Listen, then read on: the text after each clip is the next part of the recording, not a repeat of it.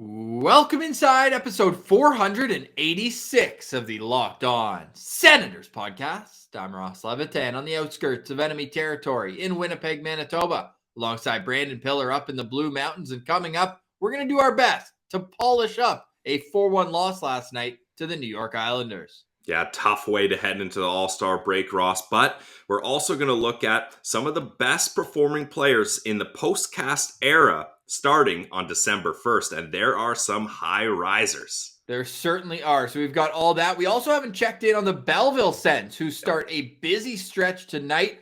So let's take a look at what's going on down in Bell Vegas. They've got reinforcements coming. We'll tell you who that is and more. This is the Locked On Senators podcast, your team every day. Locked On Senators, your daily podcast on the Ottawa Senators. Part of the Locked On Podcast Network. Your team every day.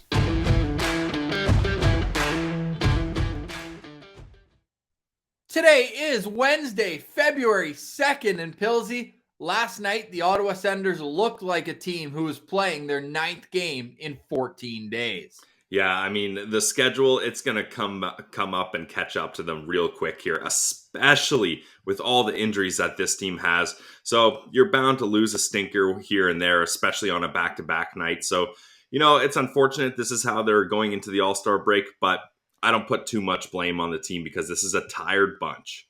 It certainly is. So they lose 4-1 last night. We're going to break down the game, but looking at this stretch now of those 9 games that started on January 18th when they lost 3-1 to Buffalo, the first of 2 meetings against the Sabres during that stretch. And out of the 4 losses in regulation, I can look, and goalie-friendly show, but I can look at the goaltending that they faced in at least 2 of those losses. So you're feeling a little bit better. John Gibson stole that game for Anaheim last Saturday, and then Michael Hauser, who knew he could make 43 saves? Michael Hauser. I know. That one doesn't have the same aura as when you say John Gibson. But then they took the Edmonton Oilers to an overtime. They beat them. Great goal. They take Columbus down to late in the second period. Timmy scores a highlight reel goal. So those are a couple of key wins that you're able to hold your hat on. And then the beatdown over Arundel and the Buffalo Sabres. So there are some good wins. Those are the 3 wins in that stretch. And then getting a point against the Washington Capitals and Carolina Hurricanes, 2 more tough opponents. So this stretch, man, they played some good teams, and they also played the Buffalo Sabres twice, but some good teams. And I think what you saw last night was a team that the Senators are trying to become. A hardworking, chip and chase, make you pay for your mistakes type team. And the Islanders just did it, as DJ Smith said, a lot better than Ottawa did. And say what you want about the second half of back-to-back with travel, they just got beat up and down the ice last night.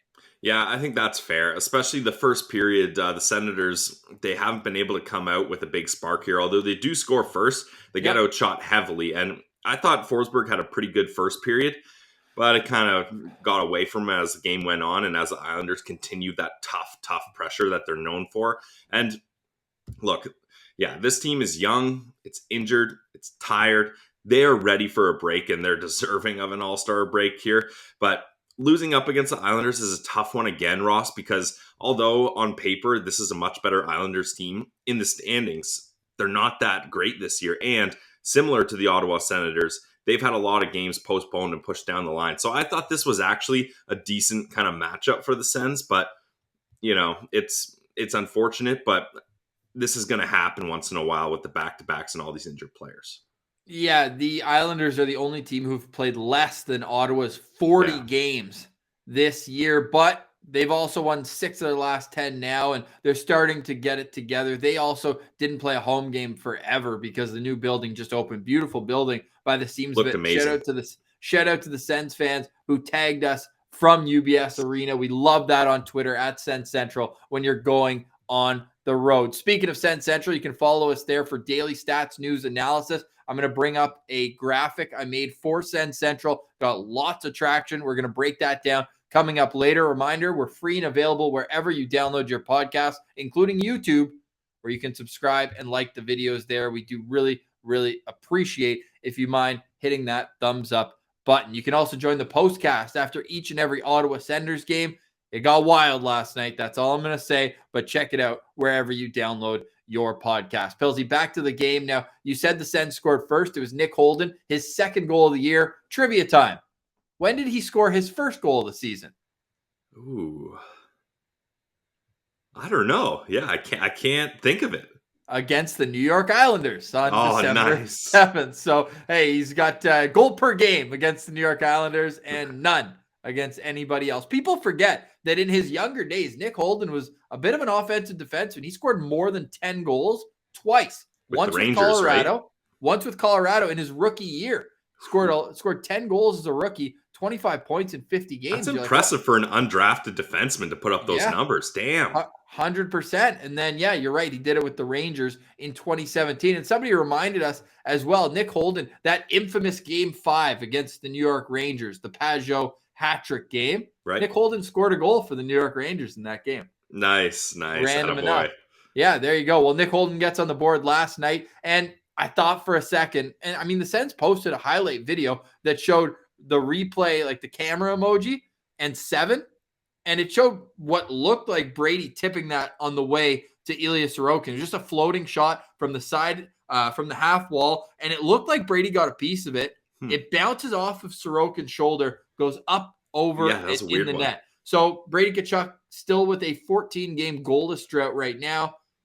I have some takes on that, though. And why don't we get into it now, actually, because we're on the goal. He gets an assist on that. And something that Jeff O'Neill always says on Overdrive, TSN, he mentions that you're not always going to have your A game. Especially, there's no question in my mind Brady Tkachuk is playing through some sort of injury right now. We saw the props that he and Timmy had at the end. Here, I've got it on YouTube if you want to pull it up. Yep, right there. See Brady's left hand. It's all bandaged up. He's got it over his index finger and wrapped around his wrist. So it leads me to believe there's some sort of upper body. He also, in his last fight, I forget who he beat up, but he definitely got the win in it. Do you remember who he fought last? Hayden, right? For the Sabres? He was throwing so many lefts. Hayden was begging for a right, but he was also throwing so many lefts that you got to think maybe that had some effect on his hand. However, what point I was getting at is when you don't have your A game, which for Brady Tkachuk is putting the puck in the back of the net, you have to bring something else to the table. And Brady's done a great job of adjusting. Now, do you want to see him score? Yes. Maybe is his shot a little bit weaker than it was because of it? Who knows? But he's still putting the puck on net at a ridiculous pace. Like in his last 5 games, you're looking at a guy who had 12 shots in one game, 5 in another, 7 in another, 3 against the Hurricanes, and then he had 2 more last night. But he is also contributing with his playmaking ability, which I like to see. So in his 3 games after his last goal, which came against Florida when they beat them 8-2, that's how long ago it's been since Brady Tkachuk scored. No points in the 3 games after, but in his last 11 games, he still has 8 assists. So he's able to still find ways to contribute. And he's finding ways to contribute without his line mates. I think that needs to be noted as well, right? Like, hey, anytime you got Batherson and Norris on your line, you're probably going to get a couple secondary assists just by default being on the ice. But he hasn't had that luxury. He's been helping Timmy out and Tyler Ennis as well. Before we move on from that goal, what a pass by Tyler Ennis. Best to lace him up. Finds Holden in the perfect spot, and that makes it easy for Holden to get a good shot on net. And yeah, that was weird how that puck was like, it was resting on Sorokin's shoulder for quite a while. If you're a goalie, that's your worst nightmare because you don't know what to do. Like, do I move quickly? Do I stand still? Like, it seems like damned if I do, damned if I don't kind of scenario. And of course, that one goes in on him there. But nice for Nick Holden to open the scoring for the Sens. And if you're the Senators, you're feeling good. You scored first. My key to victory was play with the lead. And they did for most of the period. And there were... we don't talk about the refs on this show, but that Josh Brown penalty, the first one of the game, like he got tackled. That's 2 minutes for being bigger than the opponent going to the net. His face was priceless. Look, he's like, me? That was awesome. But anyways, that's the kind of thing, Ross. That's like tie goes to the runner kind of thing, right? The ref is just going to give that call to give it in benefit of the offensive player there every time. Well, don't get me started on the third period penalty where the play should have been dead before the infraction is called. But anyways, we'll get to that later. We'll go a little more chronologically because the Senators killed off that Josh Brown penalty. Then they killed off another penalty soon after. Sorry, Josh Brown was the second penalty. First, it was a Stützle slash, but no, sorry, they got it together. So it was offsetting minors, the slashing in the rough on Stützle and Wahlstrom. So Josh Brown gets that second penalty of the period. Then the Clark Bishop trip, sure, you can call that. That's fine. But it was too bad because the Senators really did a good job, I thought, of making sure there was no real offensive zone pressure throughout the first unit. And then they switch up, and then with 3 seconds left in the penalty, the Sens PK that had been so good, they crack. And then you're looking at a tie game going after a first period rather than a lead. Yeah, that was a tough goal, though. I don't blame Forsberg on that one because it was a mad scramble. He's trying to find puck through traffic. It's bouncing around. And then what happens, Ross, is his stick gets caught in all the traffic in front, and he tries to slide over. He knows Bavillier's there, and he tries to get there, but he's in position, but his stick is still hanging on a player over there. Bavillier, smart, good hockey IQ, realizes that, gets it right 5-hole because he knows there's no stick there. That's the best place to shoot. So for Forsberg on that goal, I don't put too much blame on him, but it's tough when it happens like it did. Yeah, especially like that point shot gets deflected and it loses all its steam. So everyone's kind of moving around at the pace of the puck. And then all of a sudden it's like a change up. Everything's kind of slows down and then gets right on a tee for whoever's on the left side. So it goes off of Josh Brown's skate. Nice play, though, to pick it up and then put it out front and then mad scramble. Yeah, rebound. Maybe if I'm nitpicking, I'm going to say, hey, lead with your stick as a goalie when you slide to your left so that it covers that 5-hole area. But you can kind of see on the replay, his stick gets caught behind Victor Mete's leg. So reasonable for sure. Definitely don't blame Forsberg on that. The Islanders had 14 shots on goal in that first period, as you said, out shooting Ottawa. So you're looking at a situation where if Forsberg's not standing tall, making 13 saves, this one's not tied. So, yeah, that's cool. Then the start of the second period, midway through, Alex Formenton breakaway. Stop, drink, shocker. But Sorokin, who's one of the smallest goalies in the league, like I could probably count on one hand the amount of goalies who are under 6 feet tall in the NHL. Like Sorokin, UC Saros, and Nedeljkovic, I think, is right on that cusp as well. I don't know if there's anybody else. So, yeah, I like Formenton's thought process. He's coming in with a ton of speed. Just go as fast as you can to that far post and try to beat him there. But there's a reason why Sorokin's known as one of these up-and-coming goalies and who is a stud in Russia. Like him and Shesterkin were like the two guys in the KHL for the last half decade. So he makes an unbelievable save, but that save also, if you're the Senators, you're looking at that as the turning point in this game.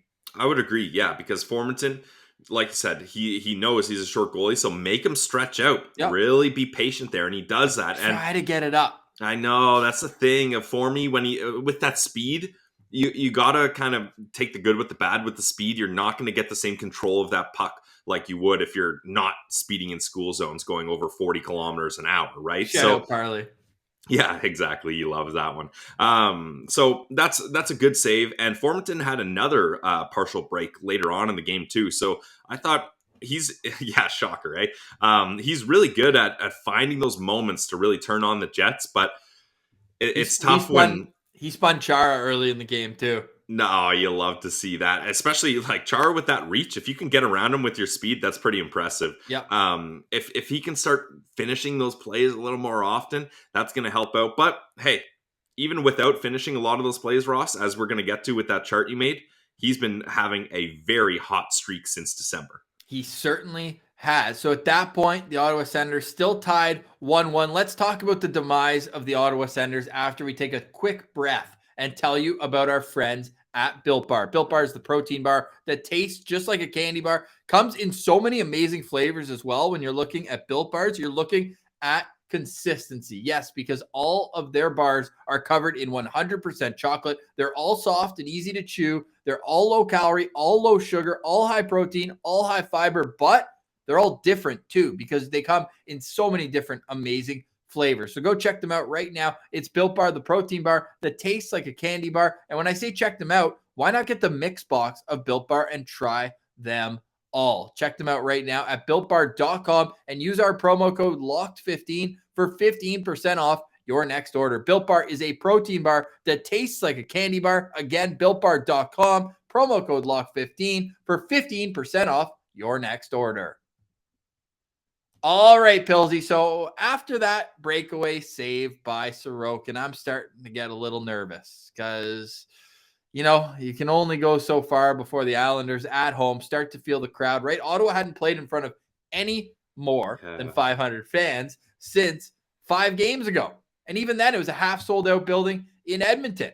Or no, that was the road trip before. So they did play against, I think it was Columbus, their last full building. Columbus. Yeah. And they were able to get the road win. But there's only so much that you can tempt fate against a team as stingy as the Islanders. And, well, it wasn't much later that, well, I'm going to let you take this goal because I'm trying to stay goalie friendly here. I'm doing my best. Look, we try to give Anton Forsberg a bit of a leash here, but this is a tough one, Ross. And we talked about it. You said, what am I going to be looking for to see if Forsberg is ready? And it's those quick movements and adjustments that he struggled with last time up against the Ducks. And we saw it happen here. He makes one extra adjustment. Chara gets the point shot on net. It's tipped. And he covers the tip, like he's along with it. And then he's in perfect position. Perfect position, yep. And then Wahlstrom gets it.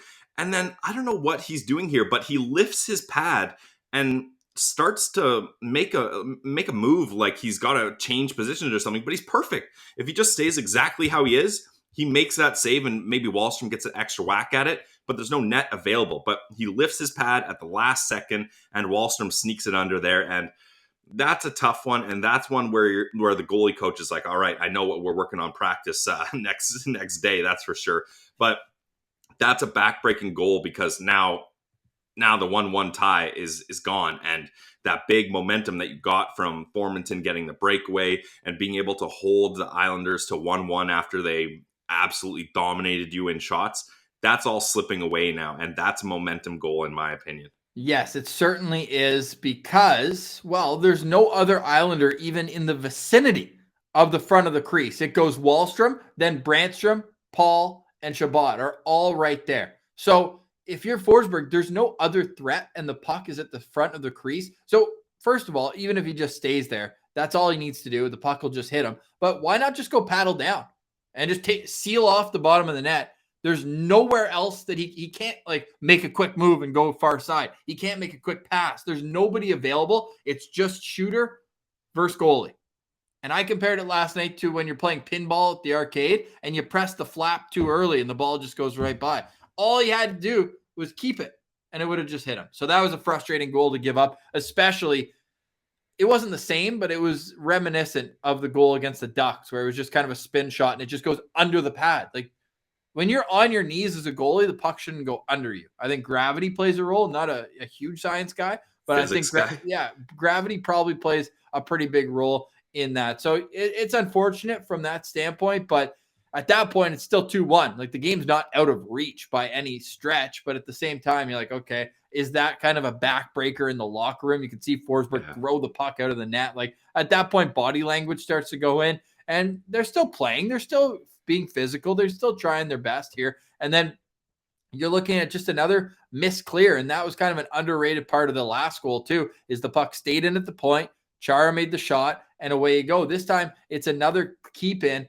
And for this time, you're looking at the defense. And this was not Eric Brandstrom's best game. And I feel like how many times do we say it is? So this one, not. Second half back-to-back, coming back from COVID, this, that, and the other. But he just completely loses his man wide. And you just can't be doing that. Or sorry, this one was Zub. The last one was Brandstrom, and I think the fourth one he had. But Zub just gets caught on the left side of the ice, and there's just nobody there for Matthew Barzal. Now, if I'm playing goalie, do I want to allow a short side goal from that part of the ice? Probably not. But it was a great pass, long pass as well. So at that point, the Islanders go up 3-1. Yeah, Mayfield had a couple really good passes, and we'll get to his other one there. But yeah, that was kind of funny to watch, Ross. And I don't know where I side on this because, sure, it's Matthew Barzal all alone on a one-timer. Just saying that right there, that's hard to stop. But at the same time, I mean, he's looking like Danny Heatley making clappers from the corner. Like, yeah, no doubt. That's pretty much the exact spot where Heatley was calling for that clapper in that famous video.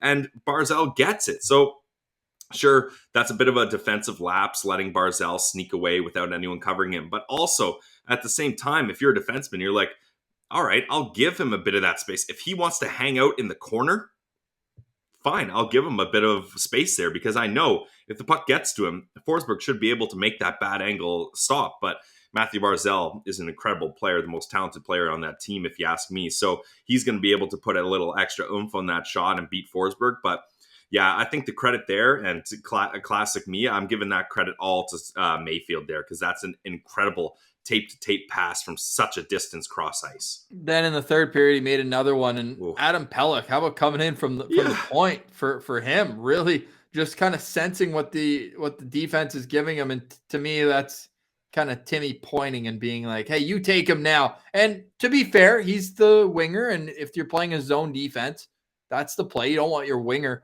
down in, I guess he's playing center, but the way he was right at the boards covering the initial pass that Pelech made, which is good behind the back pass to even get it to the point and start the whole play. And because he jumped forward, that was a forward that came back and held up. So maybe it was the centerman, and that's why Timmy's up there. So he doesn't want to leave the guy coming all the way down. It's a tough switch is what you're getting at. Yeah, it's a tough switch, but at the same time, like, Timmy should recognize there's nobody in between them.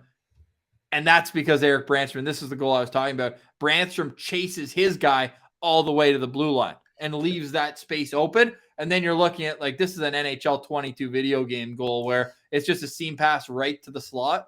No chance for Forsberg. Like, what do you want him to do here? Guy's coming in with speed, makes a move. And unlike Formanton on the breakaway, he's able to get it up over the pad and upstairs. Yeah, literally no chance for Forsberg here. And also, you know what? This is one of those plays where I don't really blame the Sens too much here either. You just got to tip your hats to the Islanders, because for them to make a play where Pelech passes that over to the point, and then Pelech, he has one goal all year. He's a defensive defenseman from my view of him, and he joins the rush and makes an incredible play with a bang play and another great pass from Mayfield. So I think if you're the Sens, that's a tough one to follow, and I'm more tipping my hat to the Islanders there rather than blaming the Sens. I want to, but when I see Eric Branstrom above the top of the faceoff circle when the puck's in the net, that's tough, because as a defenseman, he should be standing right in the lane where Pelech took to go to the net. So it's a tough switch,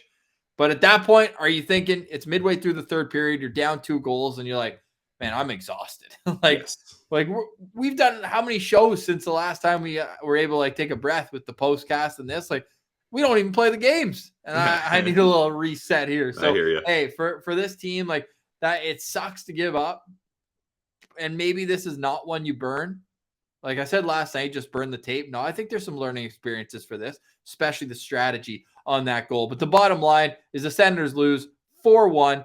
Both Sens abroad get a point. Chara on the Wallstrom goal gets an assist. Pajot on the Pelech goal. Pajot was the centerman who jumped up to the point and made that nice pass to Mayfield to start that play. So you got to tip your hat. The Islanders out shooting Ottawa 30-27. They go 1 for 2 on the power play. Ottawa 0 for 1. Only the one power play for Ottawa. The Sens out hit the Islanders 35-25 in this game. Some quick notes from the scoring, from the stat sheet, the box score here before we get to the graphic and the Belleville Senators. Wait, Ross, can I get my Sens Central standout in before you hit on that? For sure, because you missed your Ironman streak's over on the postcast, buddy. I know, yeah. I was in the air when this game happened, and if I'm gonna miss a game, I'm not too upset that this is the game I missed. But I want to give a shout out here, and not having watched the game, it's tough to really get a full view of this player. But strictly from the box score, I got to shout out Mark Kastelik here. Like, I didn't think there was a chance he was gonna play much in the NHL this season with all the injuries. He gets the call up, and he's making the most of it. Sure, only 10 minutes of ice time, but Ross, 6 hits and 80% in the faceoff dot. He went 8 for 10. That's incredible. Like, Timmy went 0 for 6, right? So to have Mark Kastelik come up, be throwing hits, be getting himself involved in the play and snapping it back in the faceoff dot, 80%, that's pretty damn impressive. So I wanted to make sure he got a little love, especially, any of the players that come on the show, we're going to give them a little extra boost. So Mark Kastelik, friend of the show, attaboy. And there's another guest coming in the show whose tires we're going to have to pump afterwards. Stay tuned for Friday's Locked On Senators for that. Again, free and available wherever you download your podcast. We appreciate you making Locked On Senators your first listen of the day. There's another record month, record week. The numbers keep soaring, and the Senators, despite some losses along the way, are a real fun team to watch. Can the Belleville Senators become a real fun team to watch? They've got reinforcements. We'll tell you how their lineup looks as they begin a real busy stretch tonight when they play host to the Syracuse Crunch. All that plus we've got our Sens scoring leaders from December 1st through now. We'll touch on what the most impressive or surprising thing is about that. But first, Pills, you got a word from our friends at betonline.net. Yeah, Ross, betonline.net. That's going to be a real tough one for me to remember. So if I slip up and accidentally say betonline.ag, Nope. I apologize, because it's no longer betonline.ag. It's betonline.net, where the game starts. And if you guys have been following along, sure, my parlays, absolute garbage. I mean, we could go on forever with how bad that's been, but I made sure I got in on the action because I got a Bengals future at the start of the season, Ross. Bengals to win the Super Bowl, $10 to win 1,000. So if that one ends up hitting, I could do 20 more failed parlays and I would still be in the money. So that's why you guys got to head to betonline.net, because you never know when you're going to get some good action. And betonline.net is the trusted sportsbook for the Locked On Podcast Network. It's the number one spot for all things NFL betting in 2022, like I just mentioned. And hey, it's not just football, guys. BetOnline.net has basketball, of course, hockey, NHL hockey, boxing, UFC, all the coverage for any sport you want. You can check it out at BetOnline.net. They even got Vegas casino games. So, hey, you can't go to the casino? Why not head to betonline.net to try to win some money? BetOnline, the fastest and easiest way to wager on all your favorite sports and play your favorite games. Guys, it's betonline.net, where the game starts.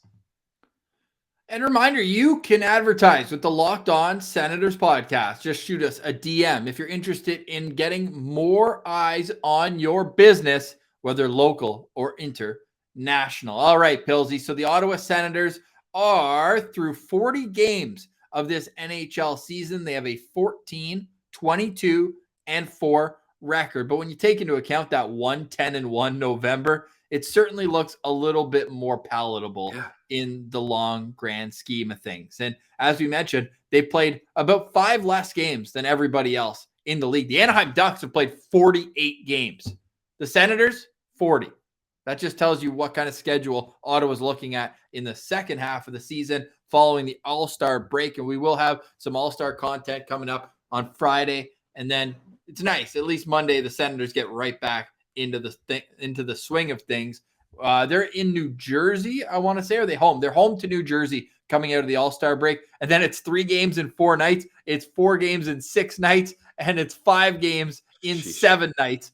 5 games in 7 nights coming out of the All-Star break. Yeah, Kelsey. 2 back-to-backs in the same week is pretty crazy. Yep, with a game against the Pittsburgh Penguins right in the middle. And these are not going to be easy games, despite 5 out of 6 of them being on home ice. The Devils, the Hurricanes, the Penguins, the Bruins, at the Capitals on the second half of back-to-back, so with travel. And then you come home, have 1 day off, and then the St. Louis Blues are awaiting their arrival. So lots to get into between now and then. But let's take a look back at the last 2 months where the Senators had a winning record. Since December 1st, the Ottawa Senators are 10-8-3.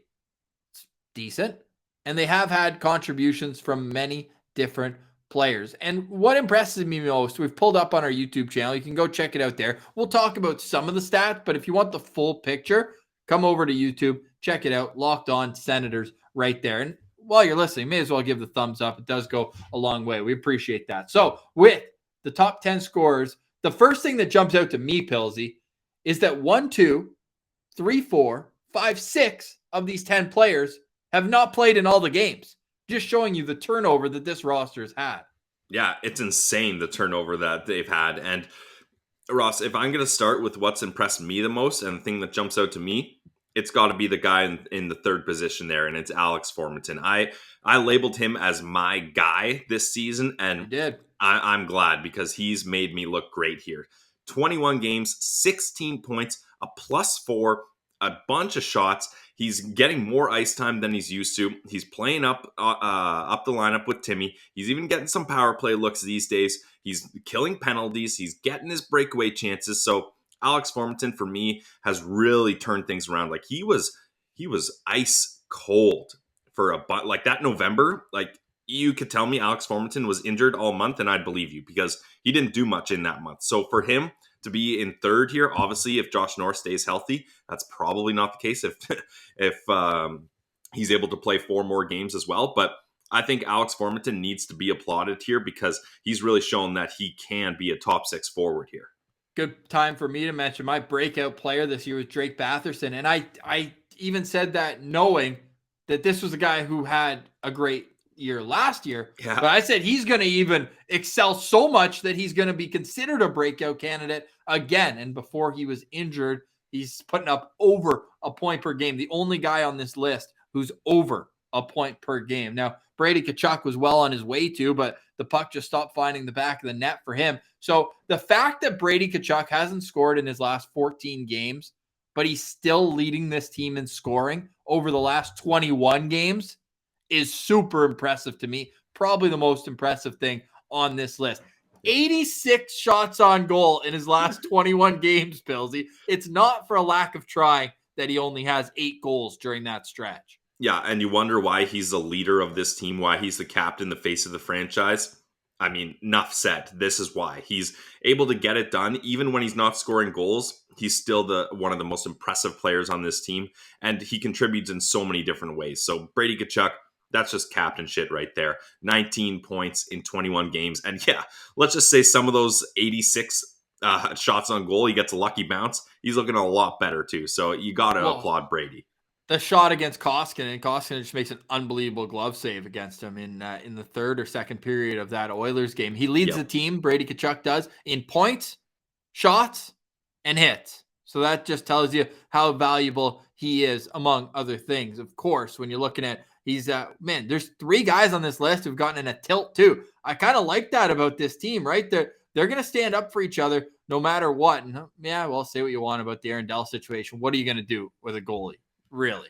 So we'll see if he's ever in the NHL again, if they're able to get some retribution for that. But Adam Gaudette got in a scrap, Tim Stützle, Brady Tkachuk, and it's not going to be long before we see Formenton get himself into the mix as well. He's been being a real pain in the side of his opposition, especially recently. If I'm looking at another thing that's impressed me, all of Thomas Chabot's goals this season have come since December 1st. Remember how he was playing so well defensively, but the puck wasn't going in the net, and now he's got 3 goals and 15 points in 21 games. So that impressed me. 61 shots for Thomas Chabot. Like, the puck's getting through for him. He's second on the team in shots on goal during this stretch. So the guys who you want to see contributing and making the most of their opportunities are certainly doing that. Another thing, and yes, plus minus, flawed stat, all those things are true. Look how many guys are in the pluses. That just wasn't the case before. Yep, it's Groundhog Day, Ross, and it looks like spring is coming because the pluses are here. The minus temperatures are fading away, which is great because this team has seen their fair share of minuses. So, I mean, you really, this whole team, and I think the coaching staff needs a little bit of love too, because they have been thrown wrench after wrench in their plan. And they've been able to keep these guys hungry. They've been able to help guys that need to elevate, put them in the right spots so they can succeed. So all around, like, it's crazy to say, and we've already said it, but if you take out that November, this team is right where we want them to be, right, Ross? Like, I think the record and the points that guys are putting up, if there's no November and if this team stays healthy, I would honestly say you're looking at a team that could sneak into the playoffs here. Obviously, that's a lot of if, ands, and buts, but and the only problem too is the Bruins have won 12 of their last 16 games and have really separated even from Detroit, who's the first team out of the playoffs. It's like a 10-point cushion right now. The East is pretty well set. Yeah, definitely. And the Sens November probably helped a lot of those teams in the Yeah. East. But what I'm saying is at least they could look at a situation where you're pushing for that spot, right? Like Yep. you're not down in the basement. So I think this whole team deserves credit because every single member of this franchise has stepped up this year, in my opinion. Yeah, agree. That's a great point. So I'm going to read a couple of the responses on Twitter. I'm going to retweet that as well. Phil LeMay saying that the most surprising thing is Adam Gaudette, who has 7 points in his last 12 games. Maddie Perth Sends at TrueFanNet says Stützle being second in hits behind Kachuk. Again, this is only among the top 10 scorers. Austin Watson, Nick Holden, Artem Zub, all with more hits than Tim Stützle. But the fact that he's second on this list is still impressive. And Campbell mentioning that Kachuk being, despite his goal drought, still being number one. We'd already discussed about that. And she also says Connor Brown, who hasn't played in, well, not 10 games, if I'm doing some quick math there, he has 9 points and is still eighth on this list. So yeah, lots of good things. John Hayter pointing out that Josh Norris was shooting at what was the percentage here? 23% of his shots were finding the back of the net. So that in itself, super impressive. Lots of great stuff here. Lots of great stuff in the replies as well. So go check them out on Twitter at Sens Central. You can also follow the show on Instagram, lockedon.senators. You can subscribe on YouTube. You can like the show on YouTube. It does go so long and so far with us. The Senators are 10-7-3 in the postcast era. So that's good. 10-8-3. I didn't update from last night. Damn it. That being said, the Belleville Senators, they need to figure it out. And I think they do have a chance in the next little while. They're playing a lot of hockey here coming up. 13 games in the 28 days in February. That includes a 6-game road trip to Pennsylvania and a weekend in Laval. Now, the Syracuse Crunch, their opponent tonight, they're coming off a pair of losses last weekend. Their last loss was 6-1. So, they've got to be in their bonnet right now. But reinforcements, as I said, Pilsy, They're here.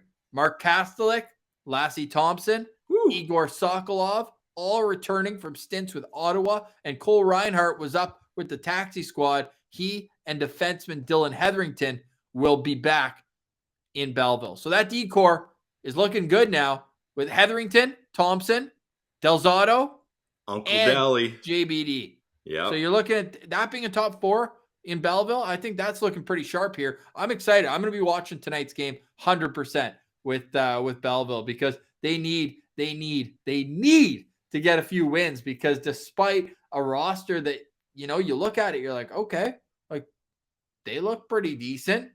Well, they're still last in their division. Yeah, it's been tough for them for sure, Ross. And actually, they're finally ahead of the Cleveland Monsters, just based on points percentage. Fair. That's how the AHL does it. Five games in hand. So yeah, that makes sense actually. Exactly, yeah. But I'm looking at this schedule, Ross. So they got the Syracuse Crunch tonight, Syracuse Crunch on Friday, then Laval on Saturday. There's no reason. All at home. There's no reason why they can't win all 3 of those games with this roster now. And They need to. They need to start stepping it up. They've got all the guys down there. Hopefully they're going to get good goaltending. Like Philip Gustafson's there, right? So they should be able to get good goaltending. And if they do that, they're going to be in a good position, although Laval does have a couple games on hand on them. They've got 4 games on hand on them, but they need to beat Laval for sure, and they need to beat Syracuse. Those are the 2 teams ahead of them. So I think if Belleville can win all 3, they set them up really nicely. And with trade deadline coming up, you can't expect that they're going to have all these players for the rest of the season, right? Like Sokolov, Kastelik, Lassie Thompson, those guys might come right back up to the NHL when trade deadline happens. So while they have this reinforcement and a full legit Belleville lineup, they need to take advantage. And these are some weaker teams too. It's not like they're up against the Marlies or the Americans or the Comets. They need to beat up on these teams while they have a chance. So I'm expecting nothing less than 2 wins, but there's no reason why they can't get 3 on this stretch here. You follow us on Twitter at Sens Central. We'll be tweeting out whatever goes down tonight in the American Hockey League. And just to complete your point about the trade deadline, March 21st is the NHL trade deadline. But maybe this will be a good show. Maybe we do this on Friday or later on. Do the Senators even really have guys that they can move out at the deadline? Maybe not. We'll save that for later on. And that's why we always got to leave it with a tease here, as the Locked On Senators podcast is daily, Monday through Friday, everywhere you get your podcast. And it's been a while you were away. We didn't want to make things complicated with getting Sens Central citizens, getting some interviews, but that changes on Friday and beyond. We've got people waiting to be Sens Central citizens. We love that. We will get to everyone. I've got a list going, and we love that segment, and it's going to be a staple going forward. But we also love having first round picks on the show, Pilsy, and we have our 5th first round pick coming on Friday. Yeah, we love the fans coming on the show. We love the players coming on the show, especially the up and coming guys. So we got a real treat for you coming this Friday, and I'm excited to get a chance to talk to this guy, Ross, because he completes a little collection for us, yes. which we're also very happy about. Yeah, we certainly will get into all that with him and more. By the way, Pilsy, the Olympics start tonight. Woo. For Team Canada's women's hockey team. I'm fired up for that one. It's an 11 p.m. Eastern start tonight. It's Canada against Switzerland. Talk about a feel-good game to get started at the Olympics, for the Canadians?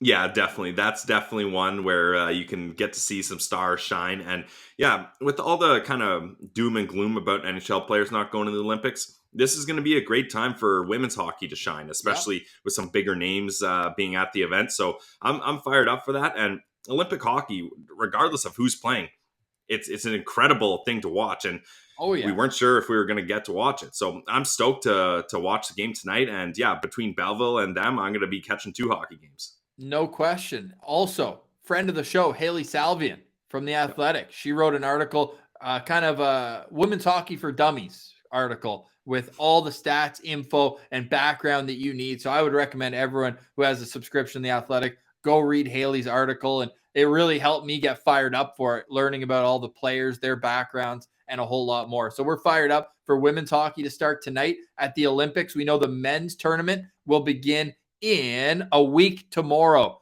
I've got it on my calendar, only the U.S. games, though, if I'm being completely honest, because it's Jake Sanders season, and kind of cool. Did you see that our host of Locked On Kraken, Erica Lindsay Ayala, is at the Olympics in Beijing? Wow. So maybe we'll have to get her to check in with us because she's got Matty Beniers there from the Seattle Kraken's prospect pool, and we know Beniers, he looks to Jake Sanderson as his mentor and leader. So, hey, no, it'll be fun to check in with Erica later on during the Olympics because, man, the way Jake Sanderson left North Dakota with that highlight reel goal, you only think he's going to bring that confidence into the Olympics. Oh, while we're talking about the Olympics, we don't know who's going to be wearing letters for Team USA. I'd imagine none of the young guys get one, although we know Jake Sanderson, 2-year captain at the US NTDP, assistant captain at the University of North Dakota, captain of the World Junior team. Leadership's in his blood. We'll see what happens there. But Team Canada has announced its leadership group. And it is nice to see like a legit former NHL superstar. Would you give him superstar? I think in his prime. Oh, yeah. Eric he's Staal. Also an Olympian. Like, this isn't his first go at the Olympics. Yeah. 12 years later. Yeah. He was on the 2010 team in Vancouver. Crazy. Yeah. So pretty cool, though. Like, the way Shane Doan explained it, he was on with Haley Salvian and Ian Mendez, 2 friends of the show, on their podcast. Shane Doan, now the GM, he's not on the team, although hey, he probably could if he wanted to. Yeah. I mean, they were teammates at multiple world championships, but he said like Eric Stahl's presence and like he's a towering guy. He's lanky. He can score. He's going to be the leading scorer, I think, in this men's tournament. And you look at what he brings. It's just what Shane Doan said, just paraphrasing. He said, other teams are going to play us, see him, and be like, oh, shit. Like, yeah, we're playing against Team Canada. Like, that's Eric Stahl. So I think just from that name cachet, he's a huge piece for this Canadian squad. And that's how it's supposed to be. We're Team Canada. We're the top of the world in hockey. So I'm glad we're able to still kind of flex our might there and have a guy like Eric Stahl, who, you know what, maybe last season with Montreal wasn't that great, but he's not too far removed from some amazing seasons in Minnesota. Like, he rebuilt his career there, and he's still got some hockey left. Like, there's some talk, Elliot Friedman and Jeff Merrick, they talk about how this might be Eric Stahl just showing teams, hey, I still got it. And if you need a little help for the playoffs, I'm a free agent. Call me.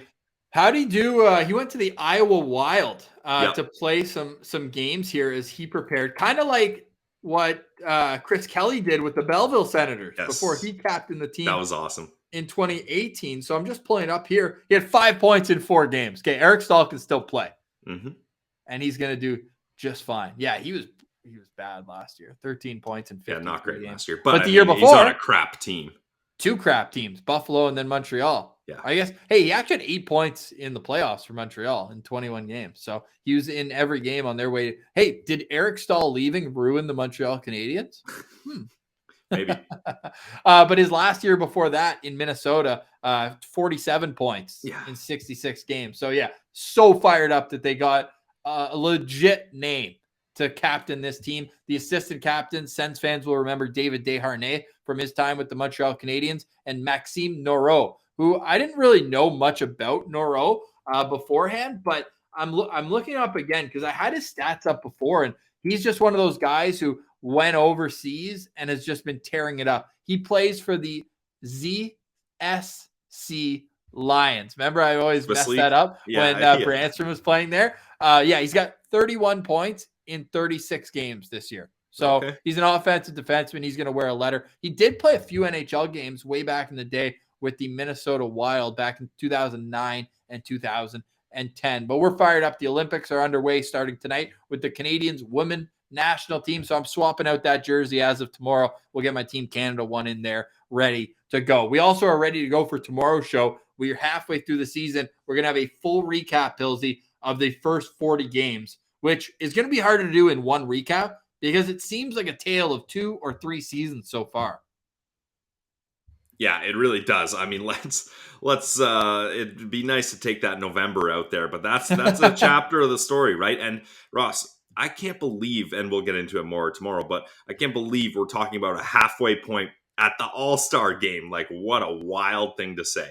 Yeah, usually you're looking at 50, 55 games into the season. The Sens are 40 games, and we will break down our best surprises. We kind of did that for just a smaller sample size. Our surprises for the seasons, who we're most impressed with, who needs to step up, who's trade bait, any question you have as well. Comment on our YouTube page about what you've seen throughout the first half of the season, what you want to see going into the second half, and we will get to all of those, all leading up to a big interview on Friday. We appreciate everyone making Locked On Senators your first listen of the day, and we'll do it again tomorrow. For Brandon Pillar, I'm Ross Levitan. Enjoy the women's hockey, enjoy the Belleville Senators tonight, and we'll chat tomorrow. For Brandon Pillar, I'm Ross Levitan. This has been the Locked On Senators podcast, your team every day.